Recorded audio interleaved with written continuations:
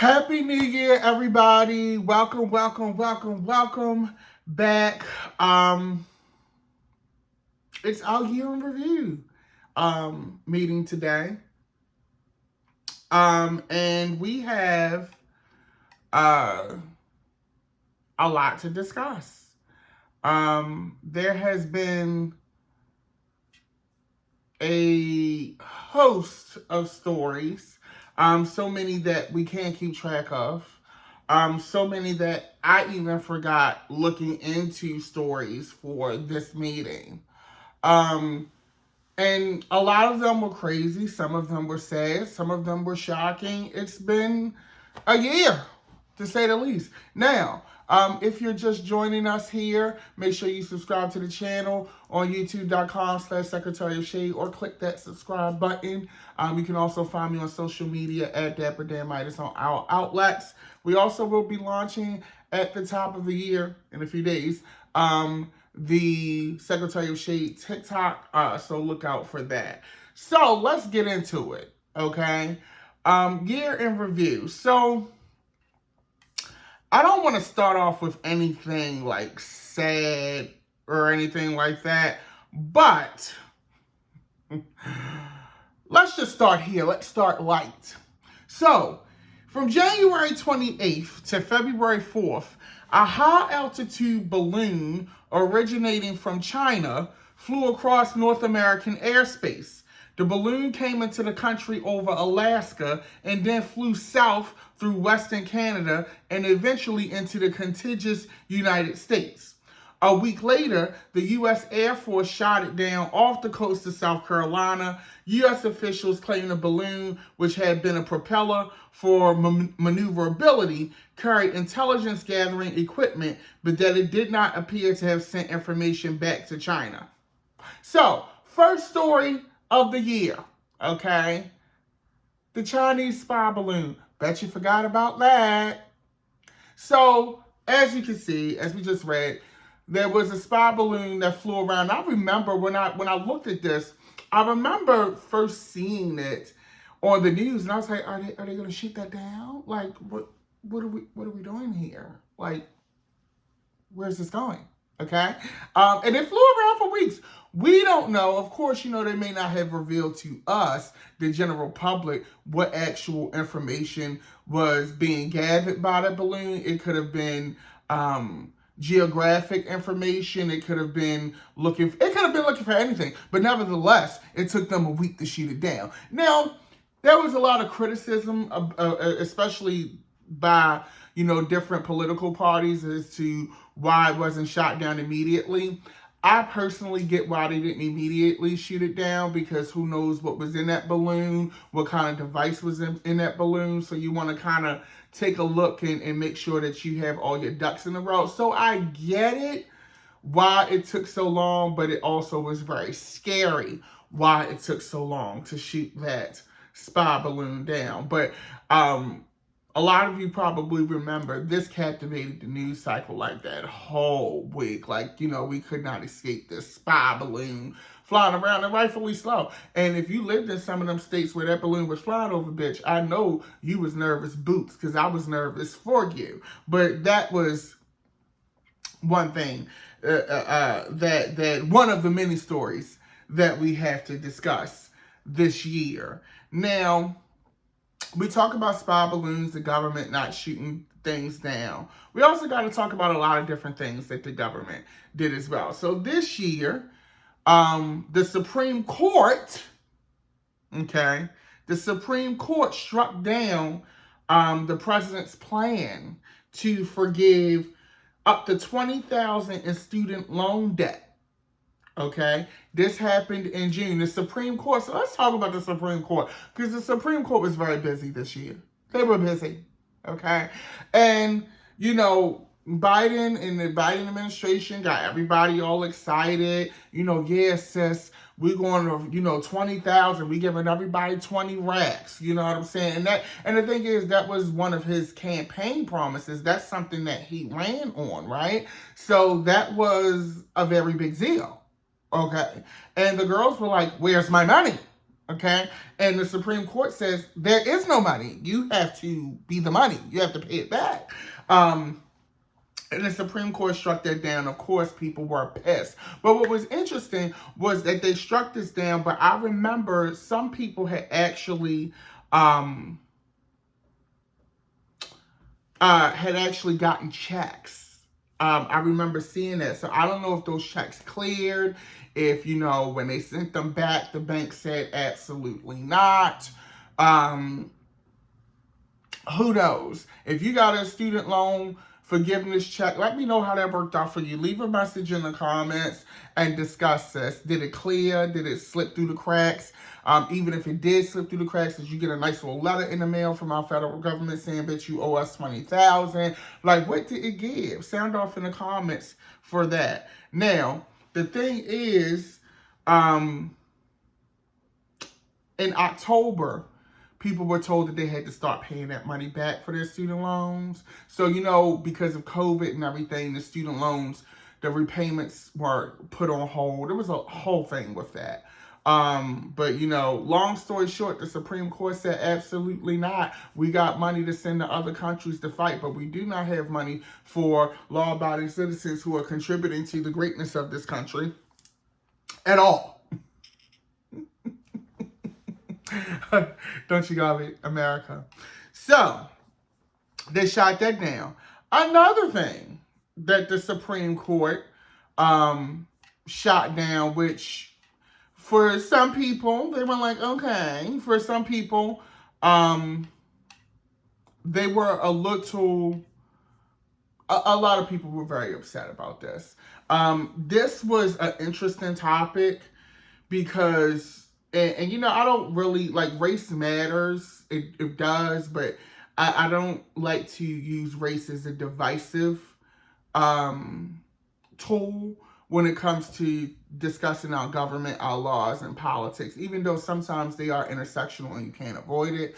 But I feel like, especially in this era of government, it's more politicized and used for things that it really shouldn't be. But affirmative action was struck down. Affirmative action. So this comes from NPR. So, for the second year in a row, the conservative-leaning Supreme Court issued a controversial and consequential ruling. In 2022, we know that they overturned Roe versus Wade. But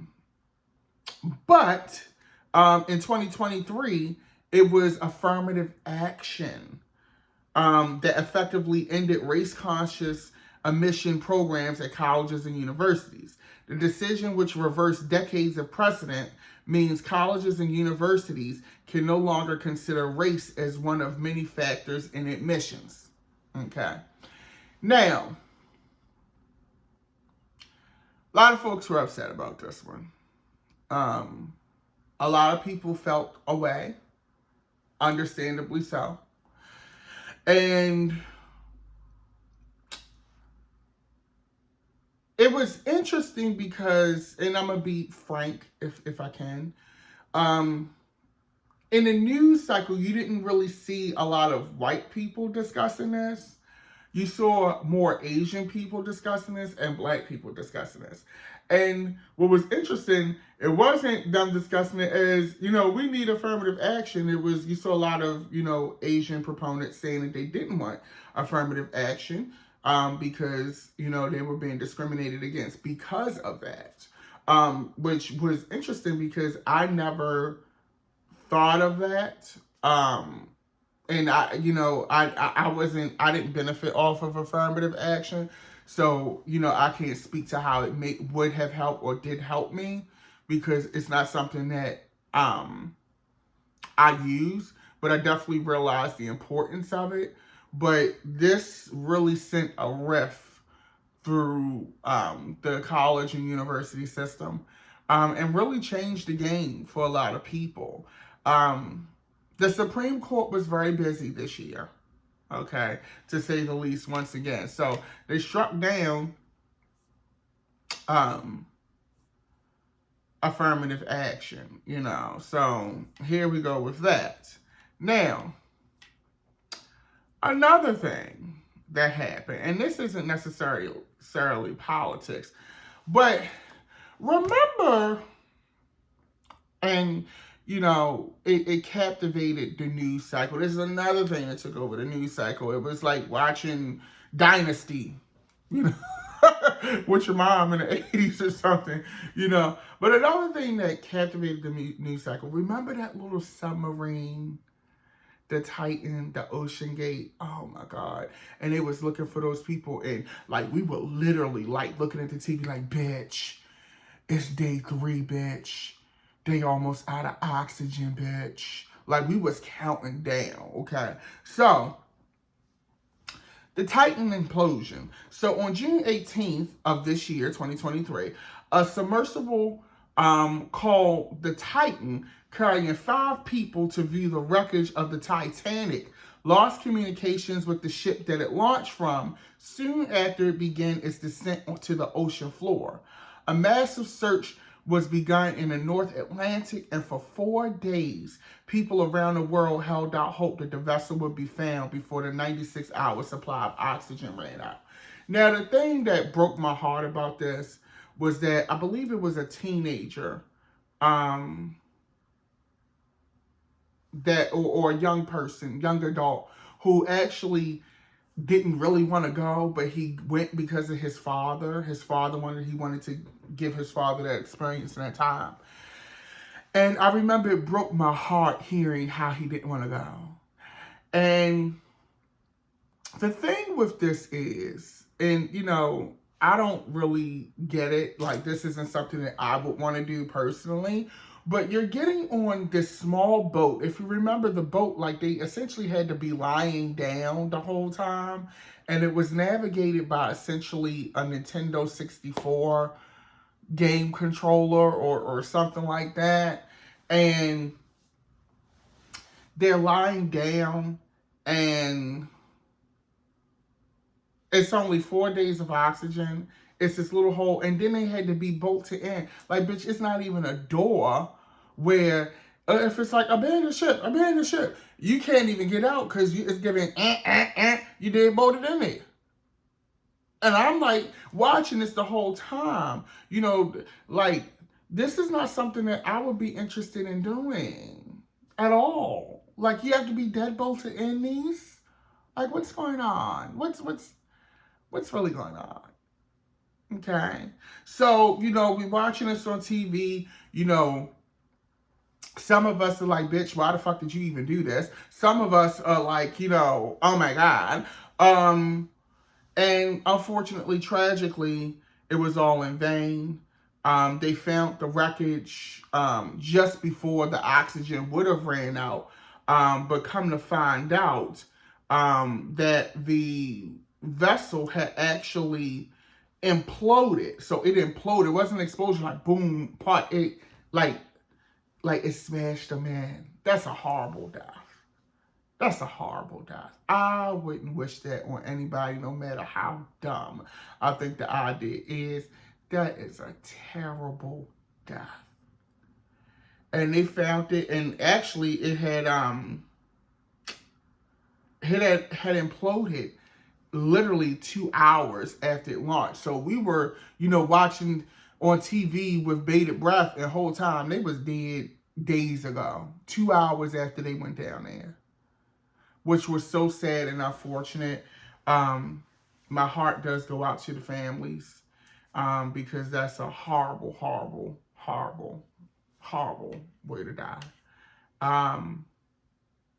Another thing, not necessarily politics, but another thing that captivated the news cycle. America, we love our guns, and we love a good mass shooting. So, this year we had several mass shootings, no different than any other year, and I hate to even say it like that, but it's the fucking truth. So, but one mass shooting, one psycho, stood above all the rest. This is in Lewiston, Maine, okay? So, this dude, Robert Conrad,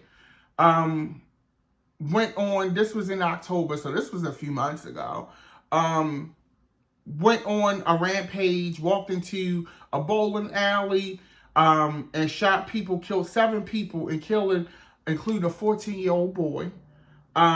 He then left the bowling alley, drove 4 miles to another bar and grill that was hosting an event for members of the deaf community. So terrible. He entered that building, killed 8 people there, and 3 others died on their way to the hospital. Okay. Now, this man, if you remember, he was an Army reservist. Okay. Army reservist. Okay. And so he had survival skills. Like, I remember on the news, they was outside of his house. You know, they sent bomb detection robots to them. Like, no shade, the police was low-key scared of this man. And they were scared of him because he had survival skills. Okay?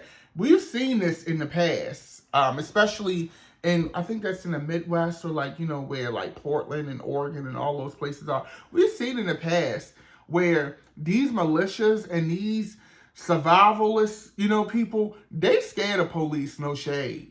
No shade. And they was looking for him for like 2 days, 48 hours, something like that. And they still didn't like kill him. They found him, he was dead, he had killed himself. He shot himself with a gun. So he committed suicide. They found him in a tractor trailer. But make no mistake, if that man was really, really trying to run and about that action, they probably would have never caught him. That's what I honestly believe. But the gagger is, he had a history of mental illness. Anytime, and if you recall, anytime the Army National Reserve, the Army bitch, the military is saying, something's not right, you're going to have to watch this one. And he's still allowed to have guns, buy guns, purchase guns. What does that tell you? The military even said, nah, sis, it's a no-go for this one. Okay? That tells you a lot right there.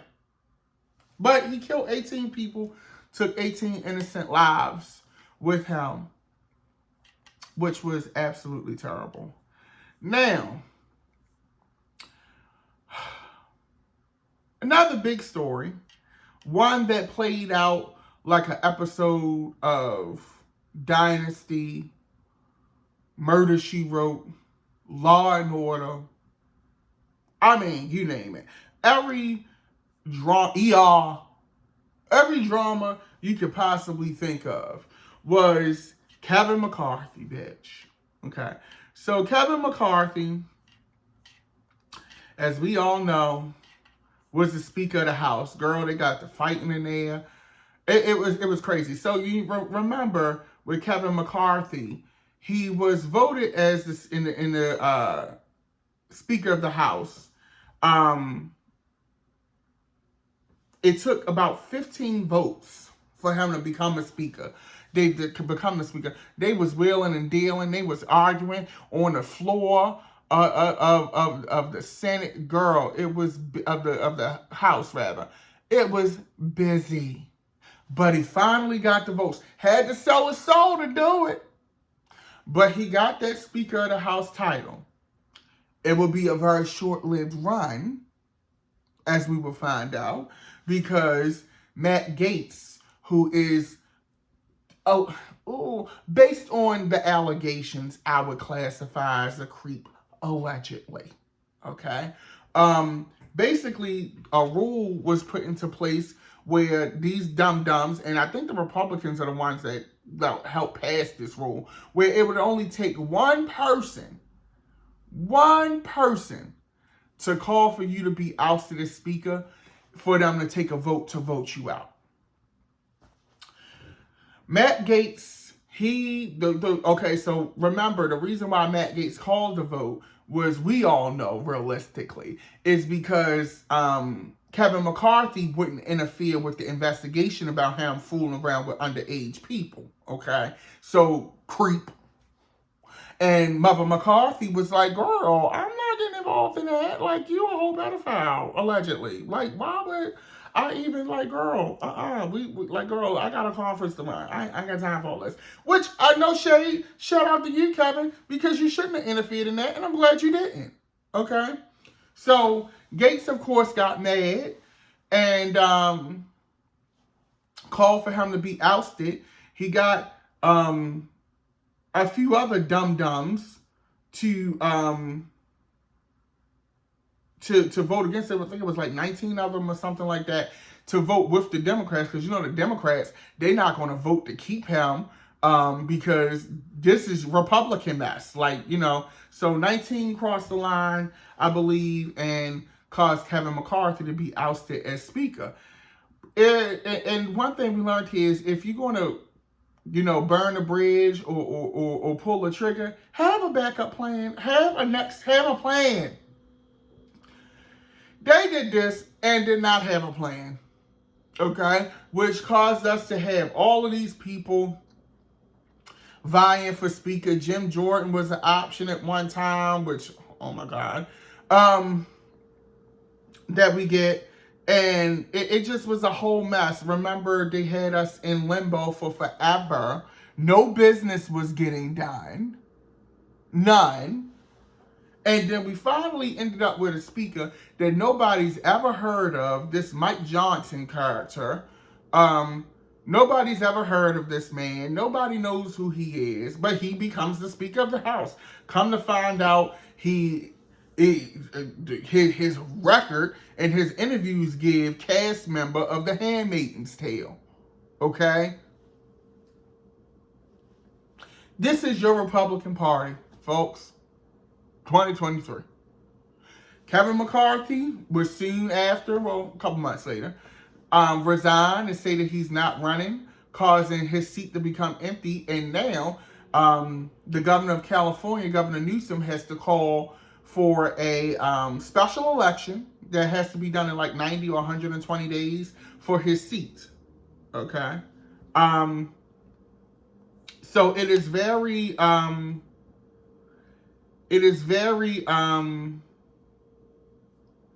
interesting to see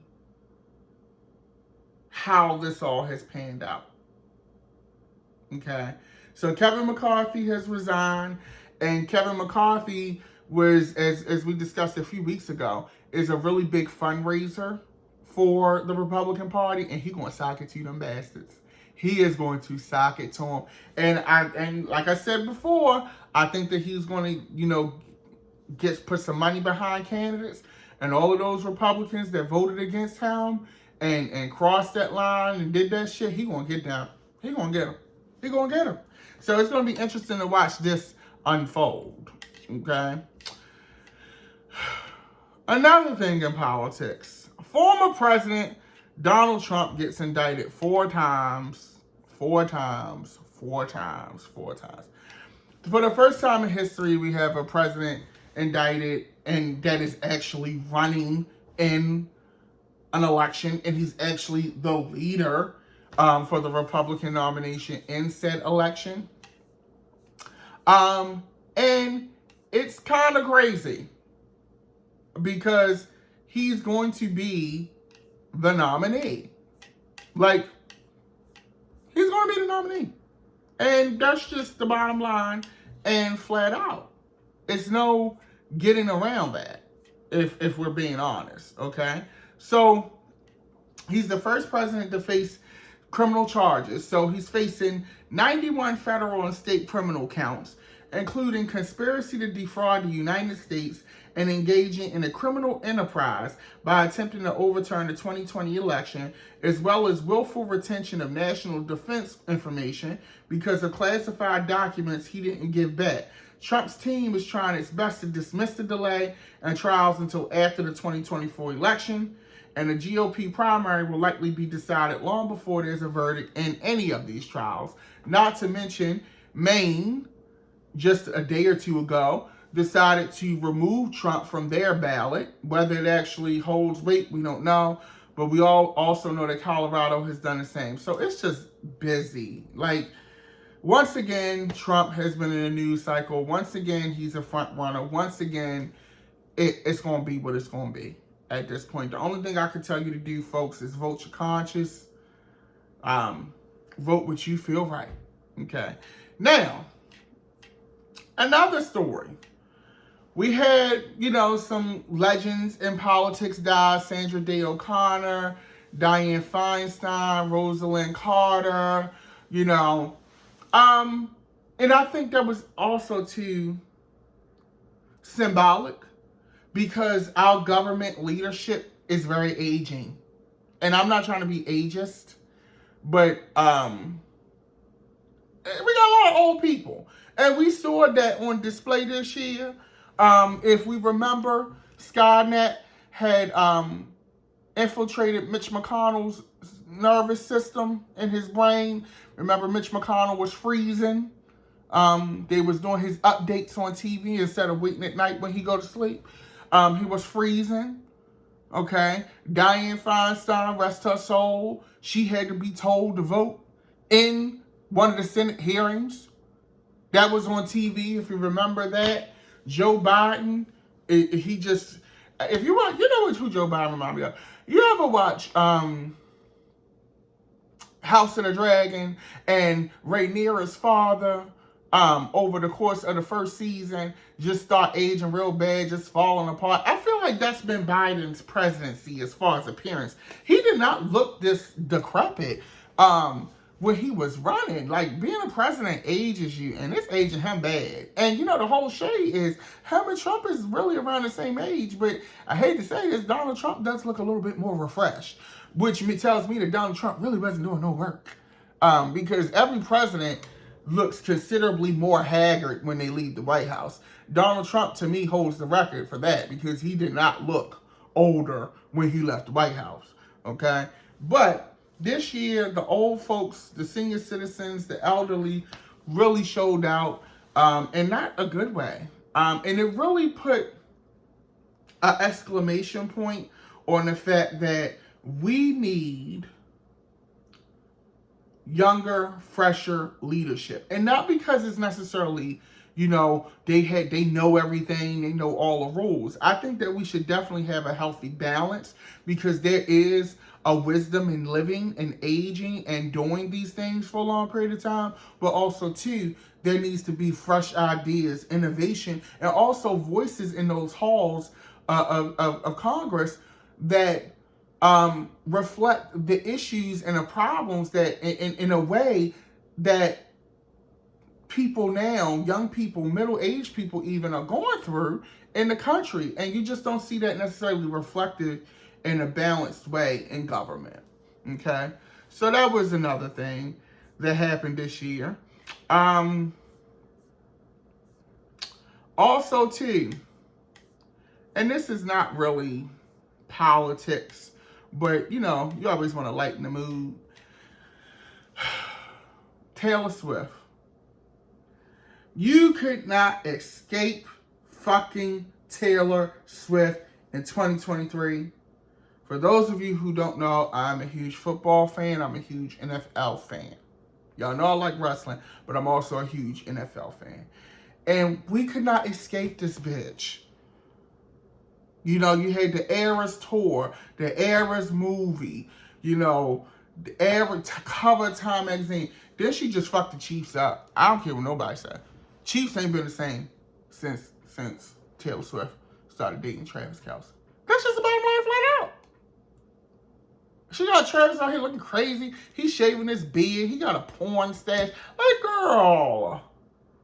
He flying out to Brazil or wherever the hell she at to go on tours. Meanwhile, the Chiefs is trash. Now, I'm a Ravens fan, so quite frankly, it delights me. But as an NFL fan, I'm like, girl, you fucking them up.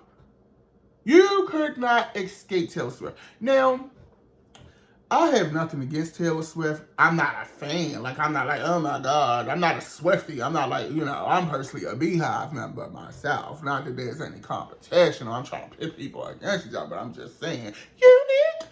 But, you couldn't escape Taylor Swift at all. And, she ruined the Chiefs. She ruined them, It's not the Chiefs. If you'd have told me this was the same team that won the Super Bowl last year, I wouldn't have believed you. But shout out to Baltimore Ravens. Hey, Lamar. Whatever. But the year of Taylor Swift could not escape that young lady. Another thing, the obvious elephant in the room was the Israel, Gaza, Hamas.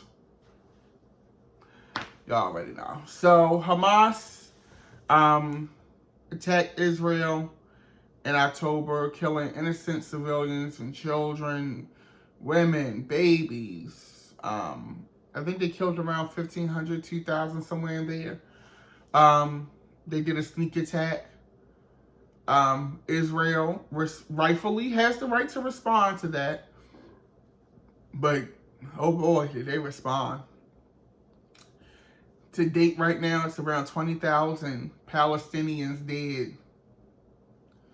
Hamas had hostages. We did have that ceasefire going on, where they were releasing hostages and the fighting had stopped, but the fighting picked right back up. The Gaza Strip looks like something from, I don't know if you've ever seen this British, and look it up on YouTube. They have clips, this British post-apocalyptic film after nuclear bombs go off called Threads. Oh my God. Like, it looks wild. Okay. Since then, the Israeli government has, been under fire for how they responded. And, once again, the Palestinian, the population of the Gaza Strip is almost 50% children. So it's a lot of children dead. We actually here in the state of Maryland, we had a doctor from a hospital that I actually went to a few weeks ago, GBMC, who actually went over to Israel and he was telling, because it was on our local news, he was telling how they have a program that flies in surgeons from around the world to help, assist victims of the war. And it's surgeons from all around the world, literally. Like, there's like Arab surgeons, American surgeons, like, all kinds of, from everywhere. And they're helping, people who said they help both Israeli and Palestinian victims of the war, removing shrapnel, surgery, all kinds of things. And he said it was a very interesting experience. And it was just sad. Okay. I hope that this war comes to a close. There's a lot of heat globally on Israel right now. And when I say globally, I do mean globally. The United States, when the UN did that resolution about ceasefire and more humanitarian aid, the U.S. was, I think, the only country that said no. And then we got the side eye, meaning that they stood behind Israel. So it's tough, but the United States is applying a lot of pressure to Israel because they like, sis, like, come on. Like, you more than got your lick back.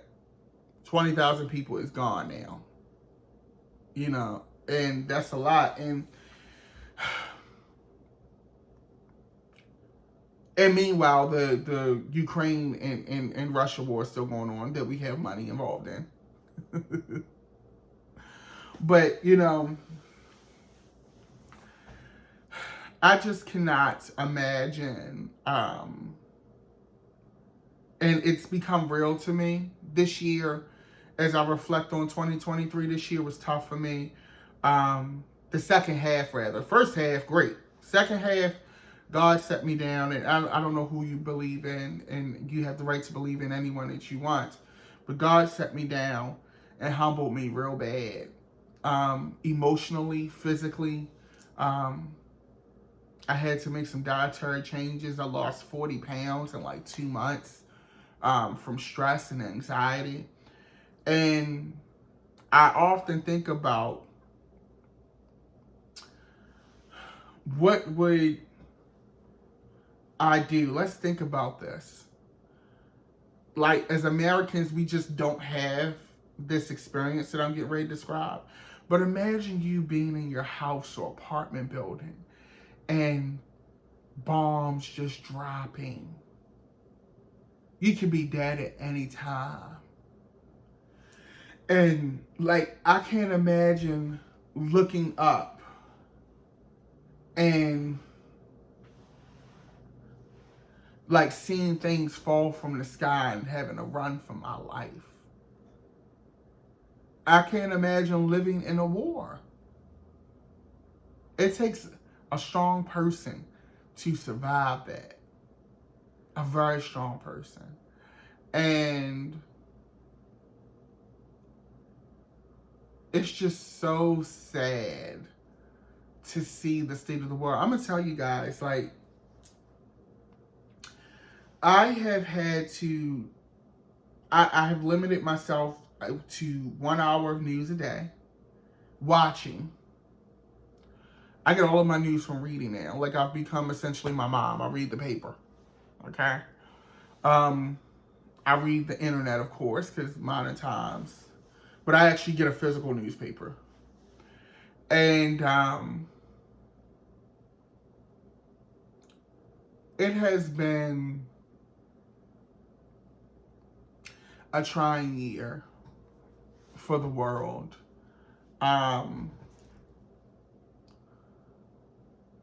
And going into 2024, we have an election this year. We have the Olympics. It's a very interesting year coming up. And I think this year will set the scale,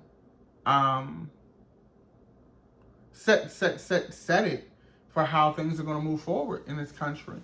I saw a trailer for a film when I went to go see The Iron Claw a few days ago for this film called Civil War, where it's basically set in future, well, not too distant future, a couple of years from now, where America is essentially fighting itself.